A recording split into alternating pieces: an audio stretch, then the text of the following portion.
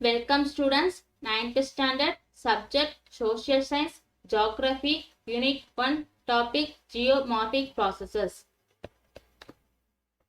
Geomorphic processes அப்படின்னா புவிப்புறச் செயல்பாடுகள். The forces that act from the Earth interior towards the Earth's surface are called internal processes or endogenetic processes. These forces build the landscape and create topographic relief.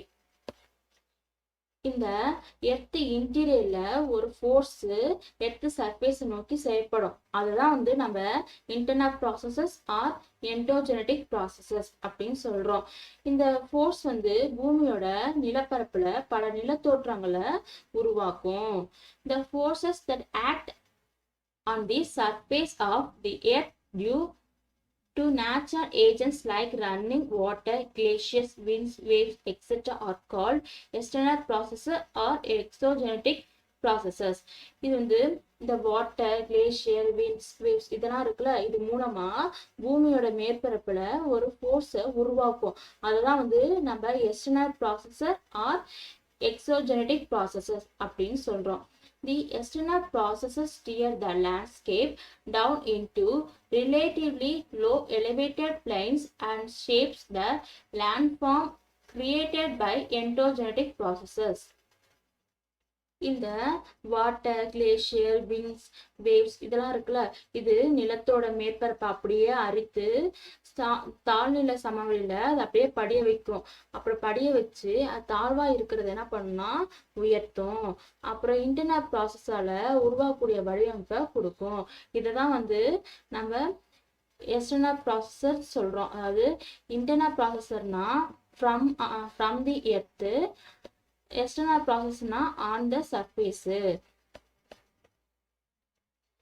Internal processes.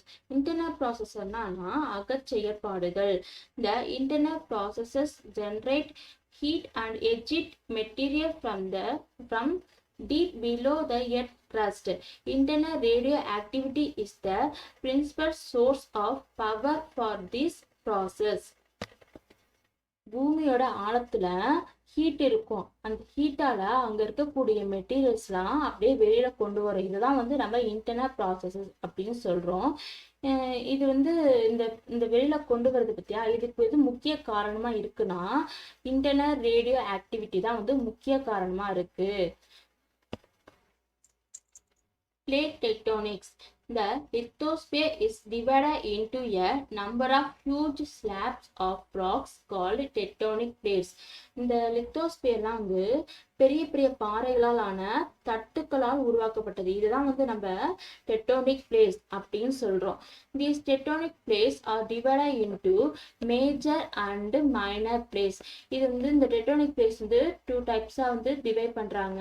ஒன்னு major tectonic plates, இன்னொன்னு minor tectonic plates. These plates float independently over the mantle. இந்த plates எல்லாம் மேண்டலுக்கு மேல மிதந்துக்கிட்டு தான் இருக்கு. Collisions of these plates produce mountain ranges and other irregular surface features both on land and the ocean floor. இந்த tectonic plates ஒன்னோட ஒண்ணு மோதும் போதுதான் இந்த மலைத்தொடர்கள், அப்புறம் இந்த மேடு பள்ள நிலத்தோற்றங்கள் இது எல்லாம் லேண்ட்லயும் ஓஷன் ஃப்ளோர்லயும் உருவாகுது.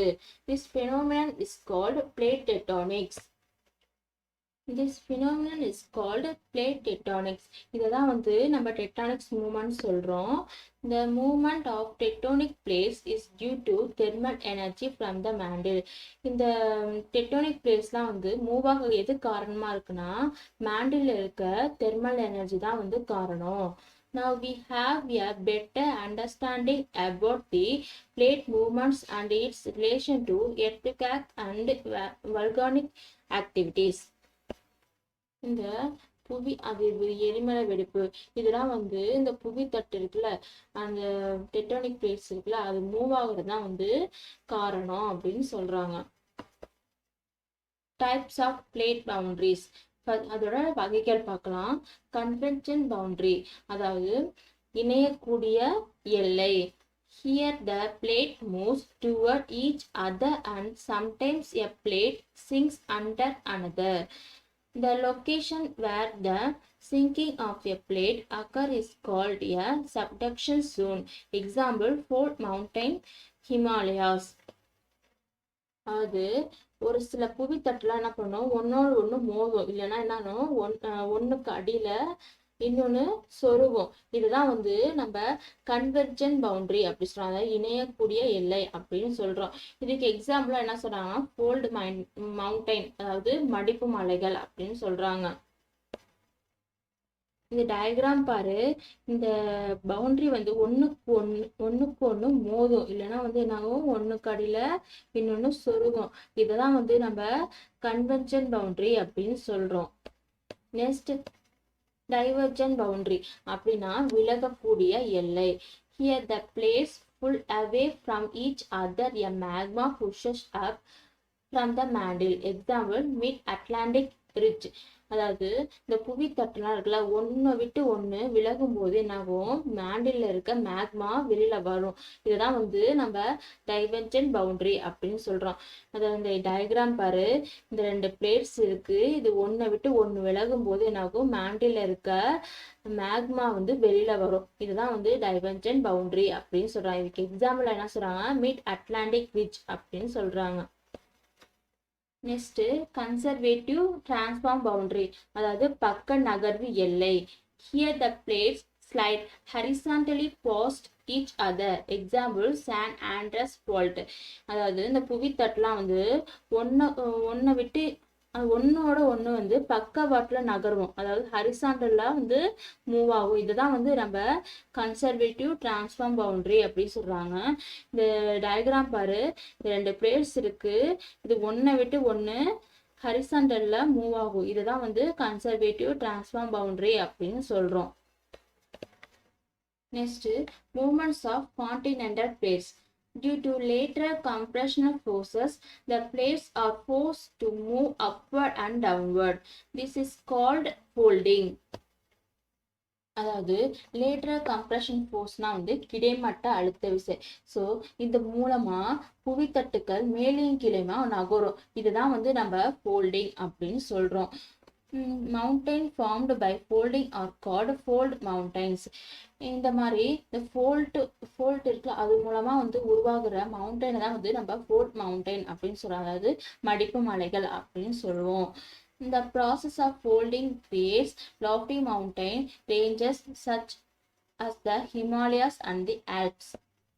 இந்த ஹிமாலயாஸ், ஆல்ப்ஸ், இந்த மலைலாம் எப்படி உருவானுச்சுன்னா, இந்த ஃபோல்டிங் மவுண்டைன்ஸ் சொன்னோமா, அதை வந்து மடிப்பு மலைகள் சொன்னோம்னா, இது மூலமா தான் வந்து இந்த ஹிமாலயாஸ், ஆல்ப்ஸ் இந்த மாதிரி மலைலாம் வந்து உருவானுது.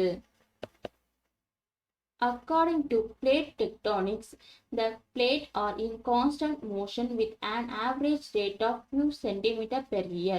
இந்த புவி தட்டுலாம் ஒரு சில வருஷங்களா எப்படி இருக்கும்னா, சில சென்டிமீட்டர் வந்து தொடர்ந்து நகர்ந்துக்கிட்டு தான் இருக்கும்.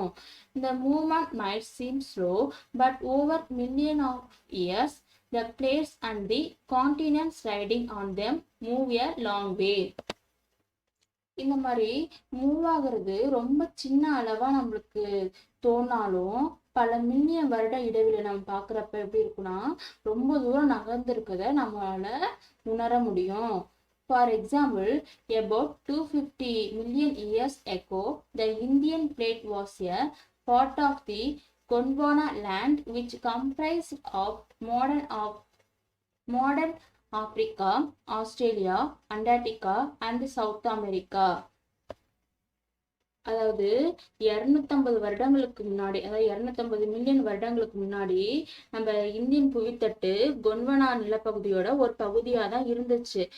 அப்புறம் இப்ப எப்படி இருக்குன்னா, Africa, Australia, Antarctica, south America இந்த கண்டங்களோட சேர்ந்து நமது இந்தியாவும் தனியா இணைஞ்சிருக்குது அப்படின்னு சொல்றாங்க. Approximately 140 million years ago, the Indian plates broke away from the Asian supercontinent Gondwana and began moving north and collided with Asia. இது 140 மில்லியன் வருடங்களுக்கு முன்னாடி இந்திய புவித்தட்டு கொன்வானா சூப்பர் கான்டினென்ட்ல இருந்து விடுபட்டு நார்த் சைடை பார்த்து மூவ் ஆகி ஏசியாவோட இணைஞ்சிச்சு. The collision with the Eurasian plates along the boundary between India and Nepal formed the orogenic belt that create the Tibetan Plateau and the mighty Himalayan mountains. அதாவது இந்த இந்தியன் பிளேட்ஸும் யுரேஷியன் பிளேட்ஸும் இந்திய நேபாள் எல்லையில வந்து மோதி orogenic belt அதாவது மலையாக்க மண்டலத்தை வந்து உருவாக்கியது. அதுல இருந்துதான் வந்து இந்த இமயமலையும் அந்த உலகில உயரமான பீடபூமியான திபெத்தியன் பிளேட்ஸும் உருவானுச்சு அப்படின்னு சொல்றாங்க. இந்த டயக்ராம் பாரு கொஞ்சம் புரியும். இந்த பெர்மியன் இருக்குல்ல, இது வந்து 250 மில்லியன் இயர்ஸ்க்கு முன்னாடி இப்படிதான் இருந்துச்சு. அதுக்கப்புறம் ட்ரையாசிக் வந்து 200 மில்லியன் இயர்ஸ்க்கு முன்னாடி இப்படிதான் இருந்துச்சு. அதாவது கொஞ்சம் லைட்டா விடுபட்டு இருந்து விடுபட்டு இப்படி இருக்கும். அதுக்கப்புறம் ஜுராசிக் வந்து 145 மில்லியன் இயர்ஸ்க்கு முன்னாடி இப்படி இருந்துச்சு. இதுல இருந்து இது கொஞ்சம் கொஞ்சமா விடுபட்டு இந்த மாதிரி இருக்கும். அப்புறம் கிரேடியஸ் வந்து 65 மில்லியன் இயர்ஸ்க்கு முன்னாடி இந்த மாதிரி இருந்துச்சு. அப்புறம் இதுல இருந்து கொஞ்சம் கொஞ்சமா பிரிஞ்சு இப்ப நம்ம பிரசன்ட் டே இப்ப இருக்கோம்னா அந்த கண்டங்கள் இருக்குல்ல, அந்த இந்த மாதிரிதான் பிரிஞ்சு தனித்தனியா இருந்துச்சு. இப்ப கொஞ்சம் புரிஞ்சிருக்கா உங்களுக்கு? ஓகே ஸ்டூடெண்ட்ஸ், இன்னைக்கு நம்ம என்னென்ன பார்த்தோம்? ஜியோமார்பிக் ப்ராசஸ் பார்த்தோம். அதில் இருக்க இன்டர்னல் ப்ராசஸ், எக்ஸ்டர்னல் ப்ராசஸ் பற்றி பார்த்தோம். நெக்ஸ்ட்டு பிளேட் டெக்டானிக்ஸ் பற்றி பார்த்தோம். அதில் இருக்க டைப்ஸ் பார்த்தோம். மூமெண்ட்ஸ் ஆஃப் கான்டினென்டல் பிளேட்ஸ் பற்றி பார்த்தோம்.